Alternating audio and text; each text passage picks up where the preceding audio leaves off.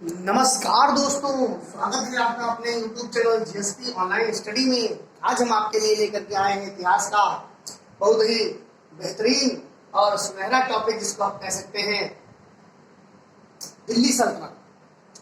दिल्ली सल्तनत लेकर के आए हैं। इससे आपको ये पता चल जाएगा कि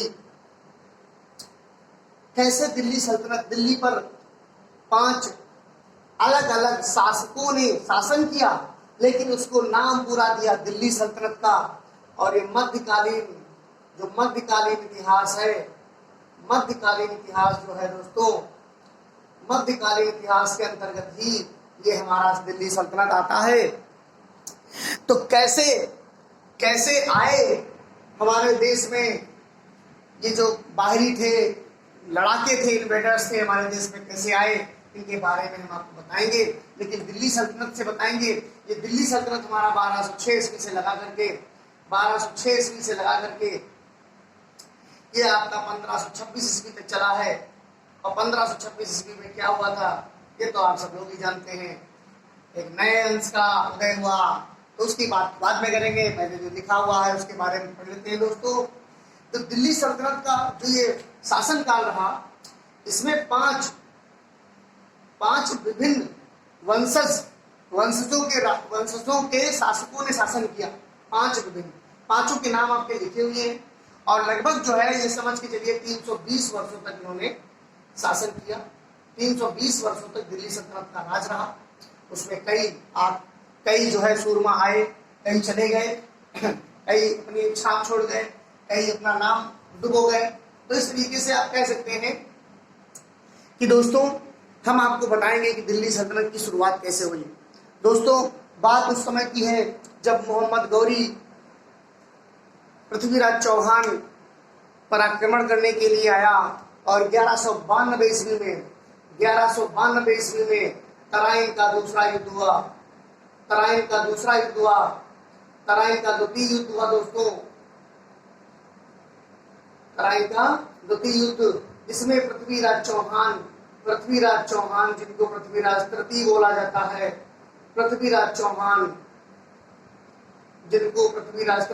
जाता है, इनको मोहम्मद गौरी ने दोस्तों तराइन के युद्ध में पराजित कर दिया और बंदी बना लिया, पराजित कर दिया दोस्तों।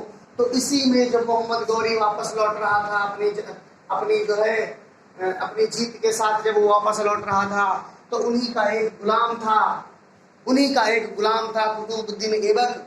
वो कुतुबुद्दीन ऐबक इतना जो है प्रभावशाली लगा मोहम्मद गौरी ने उसको खरीदा था, कुतुबुद्दीन ऐबक को। तो जब वो वापस जा रहा था तो उसको इंडिया में कोई भी शासन करने की दिलचस्पी बिल्कुल भी नहीं थी। वो केवल लूट के मकसद से भारत में आया था, और लूट करने के बाद अपना वापस जाने लगा। तो फिर क्या हुआ कि अपना एक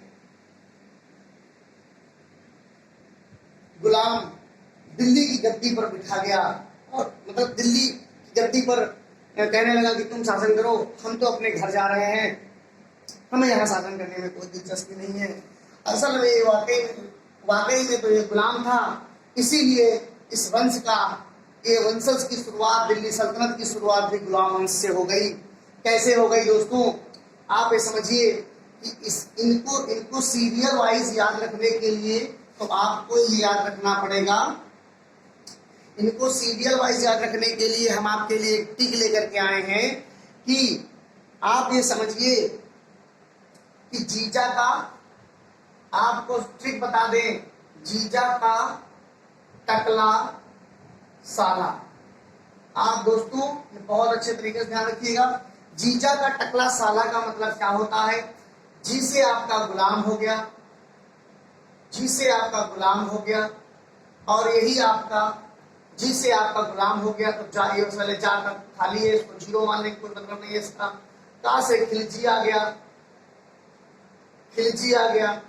टी से तुगलक आ गया दोस्तों, और साला से सैयद आ गया, अल्लाह से लोधी आ गए। तो इस प्रकार से आपके ये वंशज जो हमारे 5 वंशज हैं लगातार, इनको याद करने की ट्रिक, तो सबसे पहले तो क्वेश्चन ISPCS तक में ये बन जाता है कि इनको क्रम वाइज रख दीजिए कि किनका क्या क्रम है और किनका क्या क्रम नहीं है, सही मिलान कीजिए। ऐसे क्वेश्चन आपके IS के एग्जाम में भी आ जाते हैं, IS के एग्जाम में भी पूछ दिया जाता है, PCS के एग्जाम में तो मैंने लिख रखा है, तो ये सब एग्जाम में पूछ लिया जाता है। इतिहास का ये जो है चैप्टर है, तो आपको तो कहते हैं ना हिस्ट्री ज्योग्राफी बड़ी बेवफा और रात दिन पढ़ी, रात भर पढ़ी और सवेरे सफा, तो उस तरीके से लेकिन हम होने नहीं देंगे दोस्तों। आपको ऐसे पढ़ा देंगे कि आपके दिमाग में एक एक पॉइंट भर जाएगा। तो दोस्तों ये देख लीजिए, जीजा का टकला साला में आपको क्रम याद रहेंगे।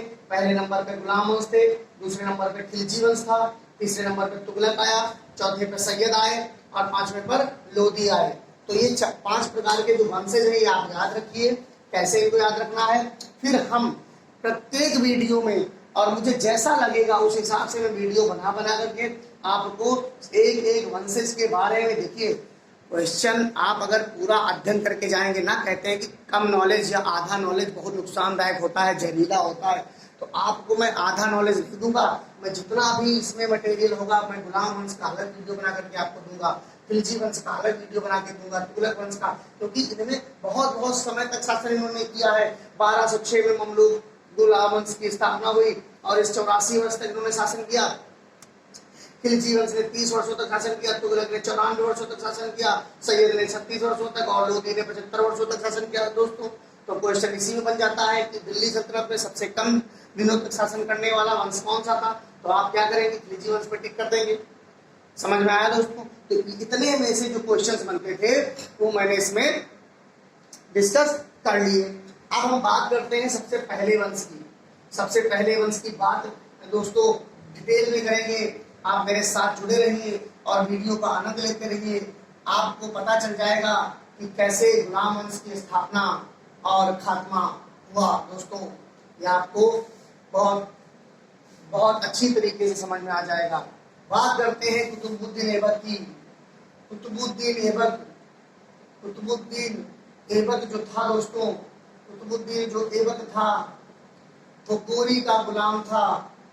गोरी का गुलाम था दोस्तों, मैं आपको बता दूं क्या गोरी का गुलाम था। और ये कुतुबुद्दीन ऐबक ने ही गुलाम वंश की स्थापना की। चूंकि वो गुलाम था इसलिए उसने गुलाम वंश की स्थापना की। बहुत ही होशियार सेना नायक था, इनका बहुत ही होशियार सेना नायक, काबिले तारीफ सिपहसालार कहा जा सकता है इसको। और इसने कभी भी अपने आप को सुल्तान नहीं कहा, सुल्तान की पदवी इसने कभी धारण नहीं की। ध्यान दीजिएगा, इसका मतलब भी आपको बताऊंगा। सुल्तान की पदवी इसने कभी धारण नहीं की, क्योंकि वो गोरी को बहुत मानता था, गोरी की पूजा करता था। तो समझ लो जब भाई पूजा करते हो तो उसके बराबर बैठ कैसे सकते हो, तो इसने अपने आप को गुलाम घोषित किया और 1206 ईस्वी में गुलाम वंश की स्थापना कर दी दोस्तों। गुलाम वंश की स्थापना हो गई 1206 ईस्वी में। कब हो गई? 1206 ईस्वी में। कब हो गई दोस्तों? 1206 ईस्वी में। आप कह सकते हैं कि 24 जून 1206 ईस्वी में इन्होंने गुलाम वंश की स्थापना की। इसको ममलूक वंश भी कहते हैं, ममलूक वंश भी कहते हैं। ध्यान से देखिएगा दोस्तों, क्या कहते हैं इसको दोस्तों? ममलूक वंश। तो ममलूक वंश की जो स्थापना थी वो स्नैप कर लीजिए, याद हो गया आपको, समझ लीजिए कैसे। तो जो ममलूक वंश थे उनकी स्थापना कुतुबुद्दीन ऐबक ने की। कुतुबुद्दीन ऐबक गोरी का गुलाम था, इसने कभी भी सुल्तान की उपाधि धारण नहीं की। ये हमेशा अपने आप को मलिक और सिपहसालार कहना पसंद करता था। ये अपने आप को हमेशा सिपहसालार और मलिक कहना पसंद करता था दोस्तों। तो असल में हमें देखना पड़ता है कि जो है वीडियो काम कर रहा है, ये सब चीज़ें थोड़ी देखनी पड़ती हैं। तो आप समझ लीजिए इसी प्रकार से मोहम्मद गोरी का जो गुलाम था उसने कुतुबुद्दीन ऐबक को वहाँ का संस्थापक बना दिया। लेकिन परेशानी वाली बात यह है कि कुतुबुद्दीन ऐबक 4 वर्षों तक शासन कर पाया। 4 वर्षों तक शासन कर पाया, 4 वर्षों तक का शासन किया इसने। और 1206 से 1210 ईस्वी तक इसने शासन किया। और 1210 ईस्वी में घोड़े से गिरकर इसकी मृत्यु हो गई। देखिए मैं टॉपिक मैं पॉइंट टू पॉइंट क्या करवाऊंगा। घोड़े से गिरकर, घोड़े से गिरकर, घोड़े से गिरकर चौगान खेल रहा था। उस समय चौगान खेल रहा था, चौगान खेल रहा था और 1210 में घोड़े से गिरकर चौगान खेलते समय इसकी मृत्यु हो गई। अब आप समझ लीजिए कि कैसे जो है कुतुबुद्दीन ऐबक की और ये ध्यान रखिएगा कि चौगान खेलते समय इसकी मृत्यु हुई थी। तो आपका ये क्वेश्चन बन गया 1 नंबर, ये इससे आता है। दूसरा गुलाम वंश को दूसरा और क्या वंश कहते हैं, दूसरा एक क्वेश्चन बता दिया। तीसरा एक क्वेश्चन बता दिया, लाख बख्श कहा जाता था इसको दोस्तों। इसको क्या कहा जाता था, लाख बख्श, लाखों का दान करने वाला। लाख बख्श मतलब लाखों का दान करने वाला दोस्तों, लाखों का दान करने वाला। आप ये समझिए, लाखों का दान करने वाला। इसने अपनी राजधानी, इसने अपनी राजधानी कहाँ बनाई थी, लाहौर को बनाई थी दोस्तों, लाहौर को बनाई थी। ध्यान दीजिएगा। पहले तो इनके शासकों के बारे में सब डिटेल बता दूंगा, उसके बाद आपको बता दूंगा कि इस वंश में इमारतें कौन कौन सी बनाई गई। तो आप मेरे साथ जुड़े रहिएगा, सब आपको समझ में आने लगेगा। लाहौर की राजधानी थी इसकी। उसके बाद जब इसकी मृत्यु हो गई, जब इसकी मृत्यु हो गई दोस्तों, तो कुतुबुद्दीन ऐबक के बारे में इतनी जानकारी आप देखिए, मैं अभी बता दूंगा कि उन्होंने कौन सी इमारतें बनवाई, लेकिन उन इमारतों का महत्व क्या था, क्यों बनाई गई, किसके लिए बनाई गई, वो सब आपको इसी वीडियो में अंत में बताऊंगा, जब मैं इमारतें सबकी बताऊंगा कि गुलाम वंश में किसने कौन सी इमारतें बनवाई।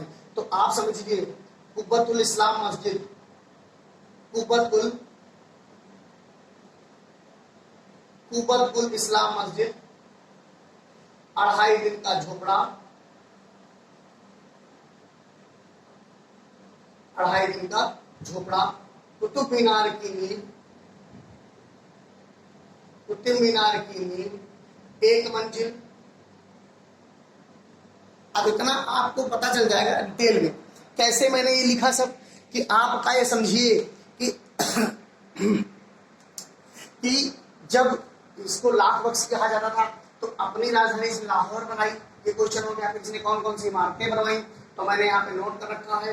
कुव्वतुल इस्लाम मस्जिद, 2.5 दिन का झोपड़ा अजमेर में है, ये दिल्ली में है, ये दिल्ली में है। और ये कुतुब मीनार की नींव तो रख दी कुतुबुद्दीन ने, लेकिन बनवा नहीं पाया, पूरा करने से पहले ही उसकी क्या हो गई, मृत्यु हो गई।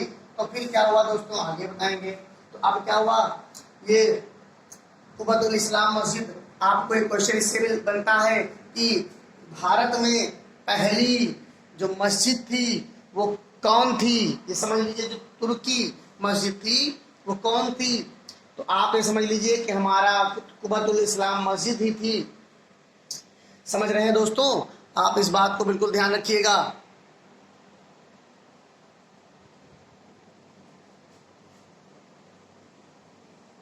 तो दोस्तों आप बिल्कुल निश्चिंत हो जाइए, आपको ये समझ में आ जाएगा कि जो कुतुबुद्दीन ऐबक थे उनका क्या क्या जो है योगदान रहा दिल्ली सल्तनत में। तो ये कुतुबुद्दीन ऐबक का यही योगदान था।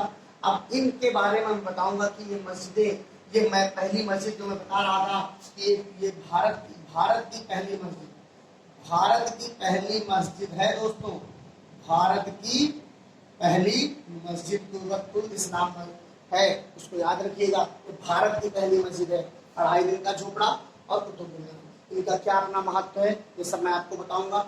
उसके बाद जब ये जो कुतुबुद्दीन ऐबक का अंत हो गया, जब कुतुबुद्दीन ऐबक का अंत हो गया, तो परेशानी तो भाई अब उसके उत्तराधिकारी की आई। उत्तराधिकारी में सिस्टम क्या था, एक आराम शाह थे, तो वो आराम में ही रहते थे।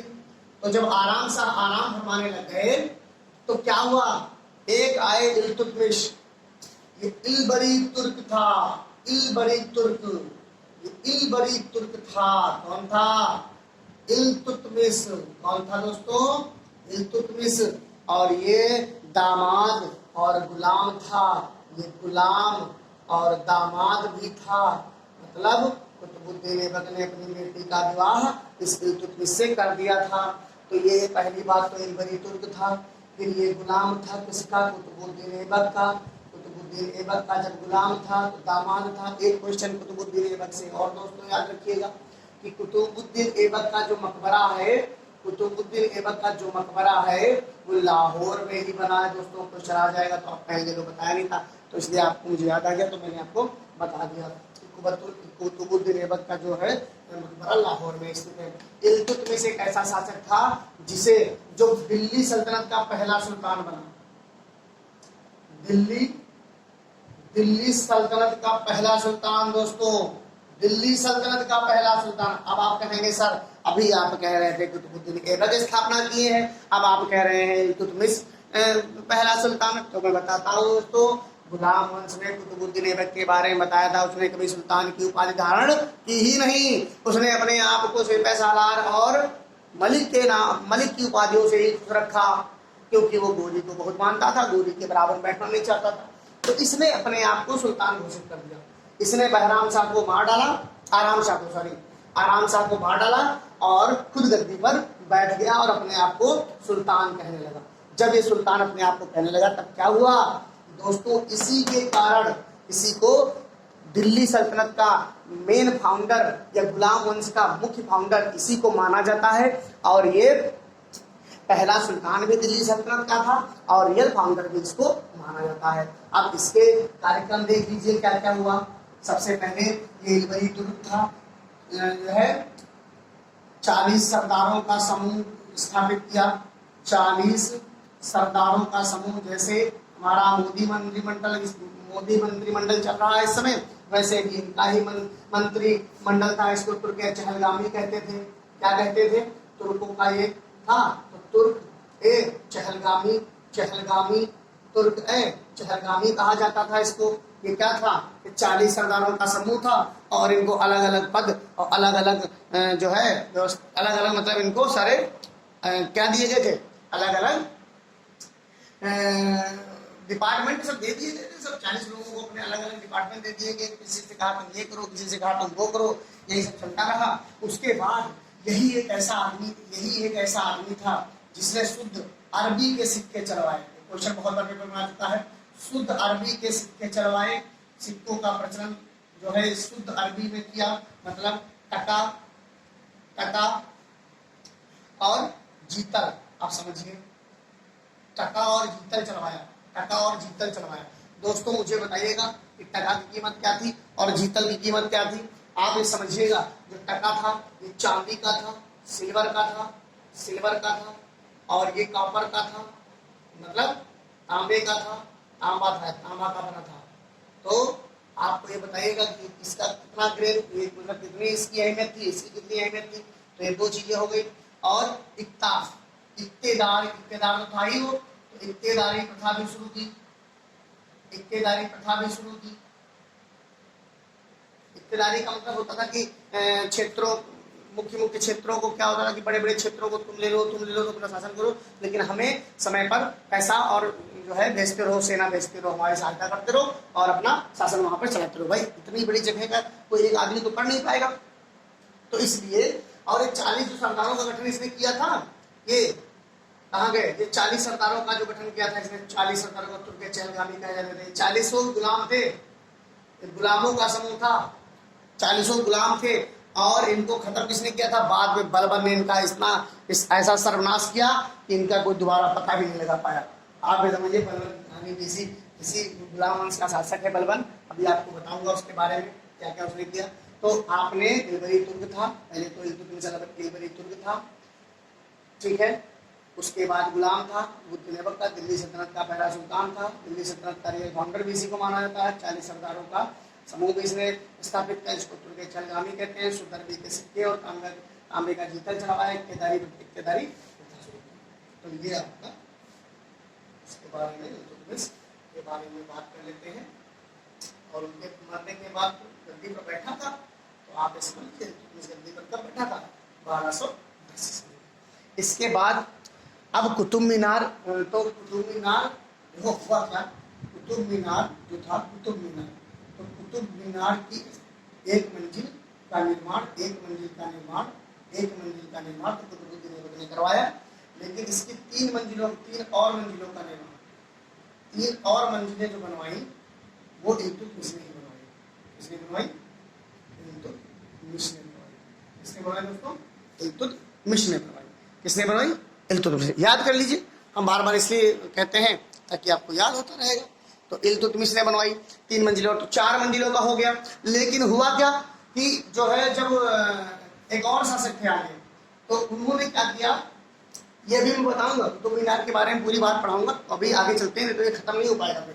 तो उन्होंने इसको जब बिजली गिर गई 1 मंजिल तो टूट गई, तो उन्होंने 2 मंजिलें और बनवा दी। तो टोटल अब आपसे अगर पूछा जाए कि कुतुब मीनार जो है कितने मंजिल का है, तो आप 5 मंजिला बताइएगा। ठीक है, कोई इसमें संकोच करने वाली बात नहीं है दोस्तों। 5 मंजिला की जो है वो इमारत है जो कुतुब मीनार है। देखिए दोस्तों, तो आपका 1200 जब 1210 ईस्वी में 1210 ईस्वी में जब नजरुद्दीन की मृत्यु हुई, तो मैंने आपको कहा था कि आराम सा जो है गद्दी पर आराम सा थे, आराम ही फरमा रहे थे। तो ये 1211 और 1210 से 1211 का इसका शासनकाल मान सकते हैं, इसका इल्तुतमिश का। तो दोस्तों फिर क्या हुआ कि 1236 ईस्वी में इसकी मृत्यु हो गई। इल्तुतमिश क्या हो गई? मृत्यु हो गई। जब भाई इसकी 1236 में मृत्यु हो गई, तो उत्तराधिकारी के लिए बड़ी परेशानी हुई। इल्तुतमिश की बेटी थी रजिया सुल्तान, सबको नाम पता होगा। इल्तुतमिश की पुत्री थी रजिया सुल्तान, पहली महिला मुस्लिम शासक भारत की, पहली महिला मुस्लिम शासक भारत की। आप ध्यान रखिएगा। इसने क्या किया कि 1236 से और 1240 तक गद्दी पर रही। 4 सालों तक शासन किया, 4 वर्षों तक शासन किया। इसने अपने आप को रानी शहंशाह, मतलब ये अपने आप को ये कहती थी कि हमें क्या कहो, हमें रानी कहो, हम इल्तुतमिश की बेटी है। इसने 3 तरीके के सिक्के चलवाए, 3 तरीके के सिक्के चलवाए। एक में तो इसने कहा कि मैं इल्तुतमिश की बेटी हूँ, एक में इसने कहा कि मैं इल्तुतमिश की बेटी हूँ, दूसरे में इसने कहा मैं न्याय की महारानी हूँ, और तीसरे में इसने कहा कि मैं महारानी, दिल्ली की महारानी हूँ, मतलब न्याय की देवी हूँ और दिल्ली की महारानी हूँ, न्याय की देवी हूँ और दिल्ली की महारानी हूँ। ठीक है दोस्तों, तो पहले क्या कहा, न्याय की रानी हूँ, न्याय की रानी हूँ, और तीसरे में क्या कहा, दिल्ली की महारानी हूँ। क्या कहा दोस्तों, दिल्ली की महारानी हूँ। तो और ज्यादा कुछ हुआ नहीं। कैथल के पास इसकी मृत्यु की कर दी गई डाकुओं के द्वारा। वैसे भी 40 सरदारों का जो समूह था, 40 सरदारों का समूह तुर्के चहलगामी था, जो इसने बनाया था, वो इनसे घृणा करता था। कहता था अरे महिलाओं का शासक कैसे मान लें। इसने कोहना और कुर्बा की प्रथा, कुर्बा और कुलाहा की प्रथा, मतलब ब्लेजर और टोपी लगा करके दरबार में आने लगी। पर्दा प्रथा को खत्म कर दिया, पर्दा प्रथा कहने लगी हम नहीं मानेंगे, हमें शासन करना है। तो ये सब चीजों से सरकार बहुत दुखी हुई है, कह लगे ये सब कैसे हो जाता है, हम भाई महिला के अंडर में शासन नहीं कर सकते। इसी विलास में उसकी मृत्यु हो गई, और उसके बारे में इतना कुछ खास है नहीं। तो और रजिया सुल्तान हो गई। एक ही क्वेश्चन इससे बनता है कि भारत की पहली प्रथम मुस्लिम महिला शासक, तो आपकी रजिया सुल्तान हो जाएंगी। अब दोस्तों बात करते हैं जो सबसे खतरनाक शासक हुआ इस वंश का, नाम था उसका बलबन। नाम क्या था उसका, बलबन। बलबन ने 1265 से 1288 तक शासन किया। इसकी डेट कंफर्म कर लीजिएगा। बलबन ने कितने तक शासन किया, 1265 से 1288 तक। सबसे पहले तो इसने 40 सरदारों को मार डाला, 40 सरदारों को मौत के घाट उतार दिया, इसमें उसका एक भाई भी शामिल था। बलबन बहाउद्दीन के नाम से जाना जाता था, बहाउद्दीन, और गियासुद्दीन बलबन के नाम से वो गद्दी पर बैठा। गियासुद्दीन बलबन के नाम से गद्दी पर बैठा। लौह और रक्त की नीति अपनाई, सिजदा और पैगोश शुरू किया। मैं बताता हूं सब कुछ। तो लव रक्त की क्या थी, अरे इतना खतरनाक था वो कि आपने जरा सा भी अगर कोई भी बदतमीजी की उसके खिलाफ कोई षड्यंत्र किया तो तुरंत कत्ल करा देता था, कोई सोच विचार नहीं करता था। तो उससे सब बहुत डरते थे। उसने हंसने पर प्रतिबंध लगा दिया था, कोर्ट में हंसने पर प्रतिबंध लगा दिया था, यूनिफॉर्म पहनकर आना अनिवार्य हो गया था, ड्रेस पहनकर आना अनिवार्य हो गया था। अब वर्दी में आई, बिना वर्दी के दरबार में आना अलाउ नहीं है। इतना खतरनाक था, ना खुद हंसता था ना किसी को हंसने देता था, हंसने तक में बलबन ने प्रतिबंध लगा दिया था। इसीलिए इसको हमने सबसे खतरनाक शासक कहा। अब समझिए एक और था, ये जब ये सिजदा और पैबोस, सिजदा क्या था, झुककर प्रणाम करना, और पैबोस क्या था, घुटने पर मतलब लेटकर सरदार के अंगूठे को या पैर को चूमना था। तो इस सिजदा और पैबोस की स्थापना बलबन ने ही की। और बलबन जानते हो, बलबन अपने आप को खुदाए शहंशाह कहता था, मतलब कहता था कि यहाँ पर पृथ्वी पर सुल्तान ईश्वर का रूप है, ईश्वर के बाद सुल्तान ही है, बाकी सुल्तान का विरोध कोई नहीं कर सकता, सुल्तान की कोई आलोचना नहीं कर सकता, सुल्तान की कोई बुराई नहीं कर सकता, सुल्तान के बारे में सुल्तान को कोई शासन करने के लिए नहीं बता सकता। इसीलिए इसको निरंकुश शासक कहा जाता है, इसीलिए इसको निरंकुश शासक कहा जाता है। इसने इतने कठिन कठिन कार्य करवाए, और समझ लीजिए कि बलबन ही था, इसीलिए हम कहते हैं कि बलबन बहुत खतरनाक शासक था। तो दोस्तों बात जो है, इसने नवरोज त्योहार भी शुरू किया, नवरोज त्योहार शुरू किया, नवरोज त्योहार शुरू किया। क्या शुरू किया दोस्तों? नवरोज त्योहार। देखिए जानकारी इकट्ठा कर करके मैं भी लाया हूँ, और मैं आपको बता रहा हूँ, इससे बाहर का क्वेश्चन कुछ भी नहीं आएगा। तो नवरोज त्योहार जब इसने शुरू किया, तो उसके बाद बलबन ने मंगोलों से दिल्ली को बचाने का प्रयास किया। बलबन ने मंगोलों से दिल्ली को बचाया नहीं। क्वेश्चन आता है कि मंगोलों से दिल्ली को किसने बचाया? तो मंगोलों ने, बलबन ने क्या किया कि चारों तरफ किले गाड़ी कर दी, दीवार ऐसी खड़ी करवा दी। तो बलबन थोड़े दिन के लिए तो बचता रहा, बट क्या हुआ भाई कि वो 1288 ईस्वी में मारा गया। 1288 ईस्वी में मंगोलों के द्वारा ही मारा गया। और एक बता दें, गुलाम वंश का अंतिम शासक शमसुद्दीन तैमूर था। गुलाम वंश का अंतिम शासक, ध्यान दीजिएगा, अंतिम शासक समुद्दीन करके कुछ था, शमसुद्दीन तैमूर। सब नाम तो लोग अपने अपने पता नहीं क्या क्या रख लेते थे। तो शमसुद्दीन तैमूर हम तो कहते हैं इसको, आप भी यही कहिए। अंतिम शासक शमसुद्दीन तैमूर था, और बलबन को मंगोलों ने 1288 में मार दिया था। तो इस प्रकार से ये बलबन का अंत था। बलबन बहुत ही खतरनाक शासक था, और सबसे ताकतवर शासक माना जाता है दिल्ली सल्तनत का, गुलाम वंश का, सॉरी ममलूक वंश का था, ये समझ लीजिएगा। बस यहाँ पर अब आपको हम इमारतों के बारे में बताएंगे। देखिए बहुत जल्दी इस वीडियो को समाप्त करने का प्रयास करेंगे।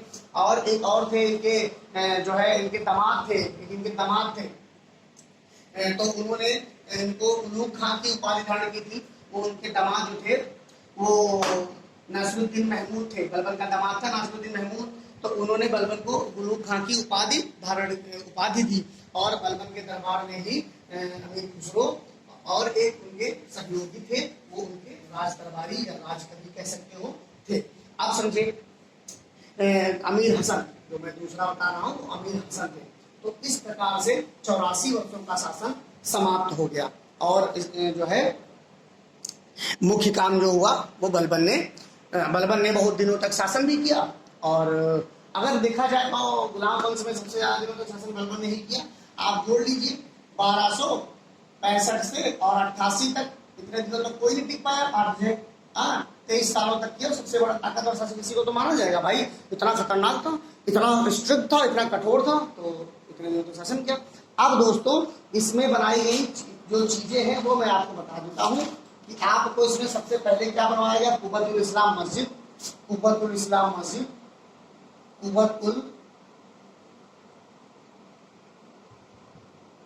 कुब्बतुल इस्लाम मस्जिद। दूसरा 2.5 दिन का झोपड़ा,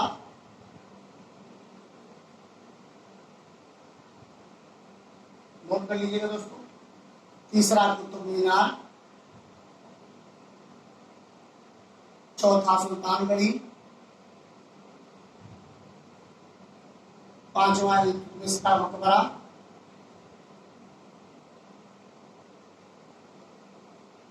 ये इतनी जो इमारतें थी ये गुलाम वंश की बनाई गई। गुलाम वंश की जो इमारतें थी, तो यही आपको समझ लीजिए कि ये मेन चीजें आपको याद रखनी है।